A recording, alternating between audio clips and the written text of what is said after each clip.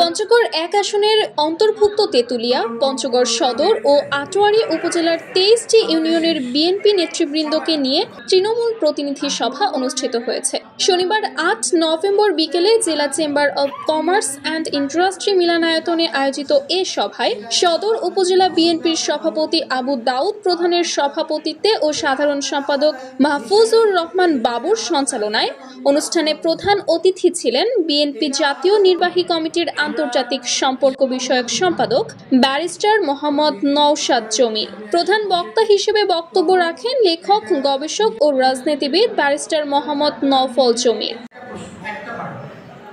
তৃণমূল নেতৃবৃন্দের প্রাণবন্ত উপস্থিতিতে সাংবাদিকদের প্রশ্নের জবাবে পঞ্চগড় এক আসনের ধানের শীষের প্রার্থী ব্যারিস্টার নওশাদ জমির বলেন, পঞ্চগড় পৌরসভাকে আধুনিক ও বাসযোগ্য শহর হিসেবে গড়ে তুলতে আমাদের একটি মহাপরিকল্পনা রয়েছে।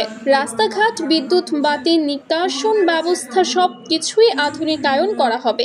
মাদক সমস্যার সমাধানে আমরা বিশেষ কর্মসূচি হাতে নিয়েছি। চিকিৎসা সেবার ঘাটতি পূরণে সরকারি বা ব্যক্তিগত উদ্যোগে একটি মেডিকেল কলেজ ও হাসপাতাল স্থাপন করা হবে। পাশাপাশি একটি বিশ্ববিদ্যালয় প্রতিষ্ঠার উদ্যোগও নেওয়া হবে। তিনি আরো বলেন, বেকারত্ব দূরীকরণে বিভিন্ন কোম্পানি আনার পাশাপাশি তরুণ তরুণীদের কর্মসংস্থান ও বিদেশে কাজের সুযোগ সৃষ্টিতে সহায়তা করা হবে। শ্রমিকদের উদ্দেশ্যে তিনি বলেন, পঞ্চগড় একটি শ্রমিক নির্ভর জেলা। চা, পাথর ও হোটেল শ্রমিকদের সমস্যা সমাধানে আমরা পৃথক কর্মসূচি হাতে নিয়েছি। চা শিল্প প্রসঙ্গে তিনি জানান, চা কৃষকরা এখন ন্যায্য মূল্য পাচ্ছেন। আমরা চাই এই মূল্য যেন স্থায়ীভাবে নিশ্চিত হয়। সভায় তেতুলিয়া সদর ও আটোয়ারী উপজেলার 23টি ইউনিয়নের সভাপতি, সাধারণ সম্পাদক, সাংগঠনিক সম্পাদক ও মহিলা দলের নেতৃবৃন্দ উপস্থিত ছিলেন। আয়োজনে সার্বিক সহযোগিতা করে পঞ্চগড় এক আসনের তেতুলিয়া, পঞ্চগড় সদর ও আটোয়ারী উপজেলা বিএনপি।